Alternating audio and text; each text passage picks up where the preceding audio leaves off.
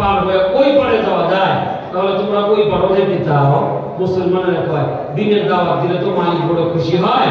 আমরা শুধু এখানেই ক্ষান্ত নই, যদি আপনি আমাদেরকে পার করে ওই পারে নিতে পারেন, আমরা ওই পারে যাইতেও প্রস্তুত। আপনি বড় ফলো করলাম, আপনি যা চান তাই হবে। সাদ বিন আবি ওয়াক্কাস বলেন, সাহাবীদেরকে নিয়ে আমরা চলে গেলাম লোহিত সাগরের কিনারায়। সুবহানাল্লাহ। নদী না সাগর? সাগরের কিনারায়। সাহাবা মানে একজন আরেকজনের কয়, আসলাম দিনের দাওয়াতে নিয়ে যাবেন মানুষের কাছে, উনি আমাদেরকে নিয়ে আসলেন সাগরের কিনারায়। সাদ বিন আবি ওয়াক্কাস বলেন, তোমরা সবাই সাগর পাড়ি দিয়ে প্রস্তুত? সবাই বলে হ্যাঁ। এইবার সাদ বিন আবি ওয়াক্কাস বলেন, আমি দোয়া করব, আমার সাথে তোমরাও পড়বা। সুবহানাল্লাহ। মুসলমান খুব গরিব মানুষ। হাদিস বুখারী ও মুসলিমের। সাদ বিন আবি ওয়াক্কাস রাদিয়াল্লাহু তাআলা বলেন, ও রাসূলুল্লাহ সাহাবাদের শোনো, কালেমার দাওয়াত দেওয়ার জন্য যদি সাগরের ওই পারে যাওয়ার মতো তোমাদের হিম্মত থাকে, তাহলে ভয় পাও না, টেনশন করার কোনো কারণ নেই। আমার সাথে দোয়া করো, তাওয়াক্কালতু আলাল্লাহ। পড়েন তাওয়াক্কালতু আলাল্লাহ, আমাদের ভরসা মহান মালিকের উপরে। আর দোয়া পড়ো, নাস্তাঈনু বিল্লাহি ওয়া নাতাওয়াক্কালু আলাইহি, আমরা আল্লাহর সাহায্য প্রার্থনা করি, ভরসা চাই কার উপরে? আল্লাহ। ঘোড়ার উপরে ওঠো, সাগরের উপরে ঘোড়া চালাও। সুবহানাল্লাহ, সুবহানাল্লাহ। কি কয়? সাগরের উপরে মুসলমান খুব ধীরে ধীরে কথাগুলো বোঝার চেষ্টা করি। আল্লাহর উপরে ভরসা করে যারা আল্লাহর সাহায্য পায় তারা। সাদ বিন আবি ওয়াক্কাস বলেন, ঘোড়া চালাও। সাহাবাগণ বলেন, আমরা সবাই দোয়া করলাম, নাস্তাঈনু বিল্লাহি ওয়া নাতাওয়াক্কালু আলাইহি, আমরা আল্লাহর সাহায্য চাই, পূর্ণ ভরসা আল্লাহর উপরে। দোয়া করলাম আর ঘোড়া চালা দিলাম সাগরের উপর দিয়া। একজন সাহাবী বলেন, বড় কৌতূহলী নয়ন নিয়া নিচের দিকে নজর দিলাম, ঘোড়ার পা কি পরিমাণ পানিতে ভিজে গেল। সাহাবী বলেন, আমি ঘোড়ার দিকে পায়ের দিকে তাকায় দেখি ঘোড়া পানি ডুববে তো দূরের কথা, একটা ঘোড়ার পা পানিতে ভিজে না। আবার বুঝে থাকলে বলবেন, সাগর আইন মানে কার? আল্লাহ। কথা আমার কোরআনে হাকিম রব্বে কারীম বলেন, আসলামা মান ফিস সামাওয়াতি ওয়াল আরদি তাওআন ওয়া কারহা। আল্লাহ রাব্বুল আলামিন বলেন, শোনো, তোমরা কেন আল্লাহর দেওয়া জীবন বিধান ছাড়া অন্য জায়গার ভিতরে শান্তি খোঁজো, অথচ আসমানে যারা আছে আইন আমি আল্লাহ, জমিনে যারা আছে আইন আমি আল্লাহ। কেউ ইচ্ছায় মানে, কেউ অনিচ্ছায় মানে, সবাই আইন মানে কার? আল্লাহ। ওই যে সাগর, আল্লাহ বলছেন এরা কালেমার দাওয়াত নিয়ে লোহিত সাগর পার হবে। সাগর তুমি রাস্তা হয়ে দাও, একটা ঘোড়ার পা পানিতে ভিজবে না। সাগর পার হয়ে ওই পারে চলে গেছে। একজন সাহাবী চেহারা মলিন করে সামনে দাঁড়ায় আছেন। সাদ বিন আবি ওয়াক্কাস বলেন, এই মিয়া, বাড়ির কথা মনে হয়েছে, আমি তো জোর করে তোমাদেরকে আনি নাই, চেহারা মলিন কেন? সাহাবী বলেন, চেহারা মলিন কেন? বাড়ির কথা মনে হয় নাই, সন্তানদের কথাও মনে হয়নি। সবাই সব সামান নিয়ে এসেছে। আমার একটা বর্তন, আমার হাতের ভিতরে একটা বাটি ছিল, যে বাটি দিয়ে সেই বাটি দিয়ে দুধ খাইতাম, পানি পান করতাম। ঘোড়া চালায় দিলাম, কখন যেন লোহিত সাগরের ভিতরে বাটি পড়ে গেছে, আমার কোনো খবর নাই। সাদ বিন আবি ওয়াক্কাস বলেন, আল্লাহর উপরে ভরসা থাকলে তার কোনো কিছু হারাইতে পারে না। দোয়া করছিলাম, দোয়া করছিলাম, কি করছো? নাস্তাঈনু বিল্লাহি ওয়া নাতাওয়াক্কালু আলাইহি। সাদ বিন আবি ওয়াক্কাস আবার পড়ো। সাহাবী আবার বলেন, নাস্তাঈনু বিল্লাহি ওয়া নাতাওয়াক্কালু আলাইহি, আমরা আল্লাহর সাহায্য চাই, আল্লাহর উপর আমাদের পূর্ণ ভরসা। সাদ বিন আবি ওয়াক্কাস বলেন, তুই তাওয়াক্কালতু আলাল্লাহ, দোয়া করতে থাক, আমিও বক্তব্য দেই।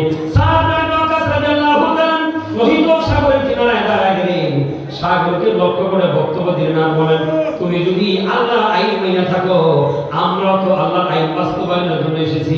এ সাগর আল্লাহর উপরে যাদের ভরসা, তার বাটি দিয়ে তুই করবাটা কি?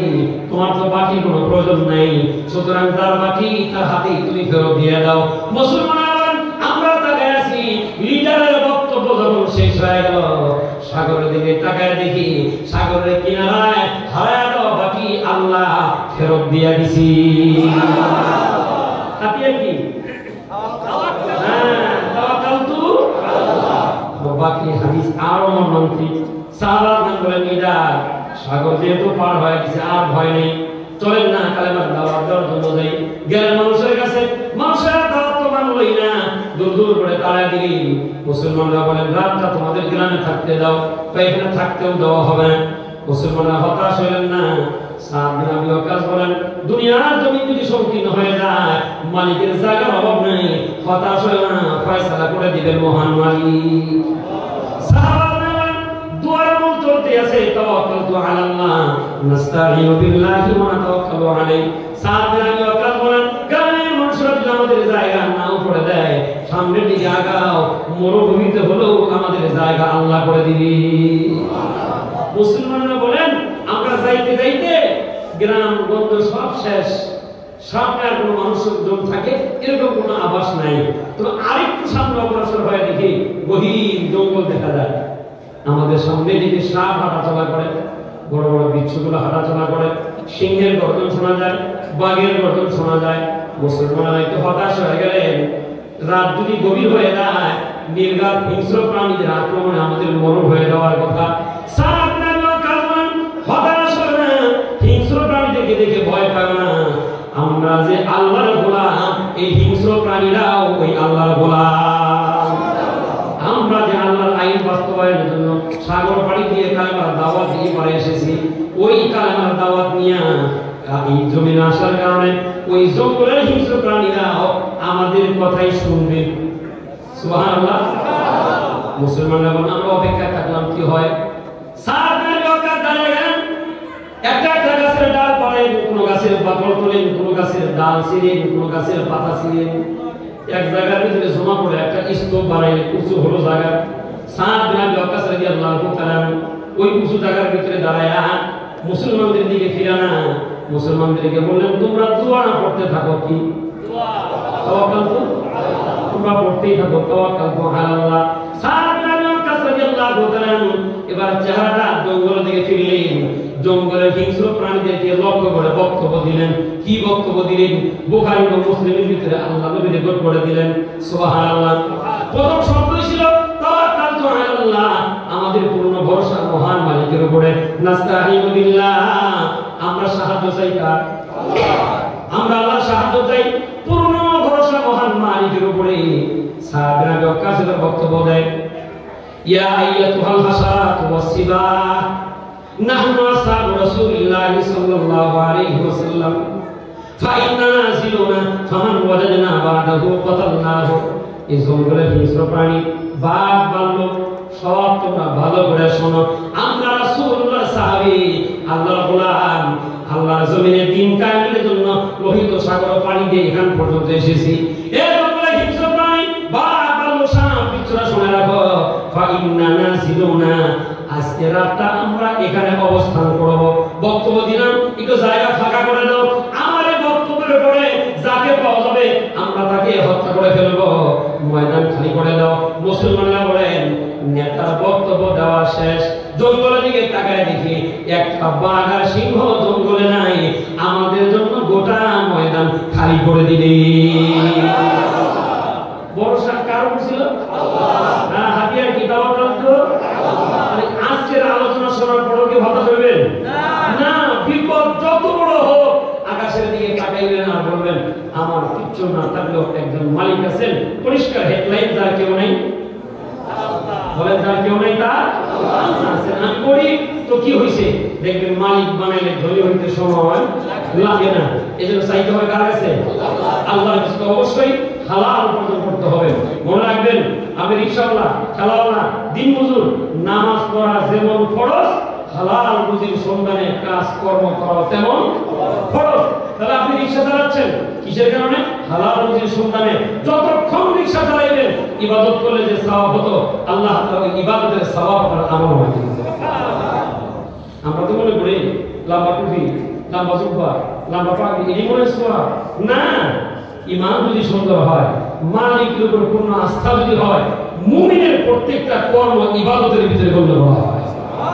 এজন্য ভাই আজকের পর থেকে যত কাজ হবে কাকে রাজি করার জন্য, কারণ মানা আমিলা আওয়াল নাস ওয়ালা শাইআ লাহু ওয়ালা জাযা লাহু। দুনিয়ার জমিনে কেউ যদি লোক দেখানো কাজ করে, আল্লাহ তাআলা তারে বদলাও দিবেন না, আল্লাহ তাআলা তারে কোনো সওয়াবও দিবেন না। এজন্য লোক দেখানো আমল করা যাবে না। আমরা অনেকে আছি বুড়া হইছি, নামাজ না পড়লে কেমন দেখা যায়, কি বলবো, এরকম নামাজ আছে না?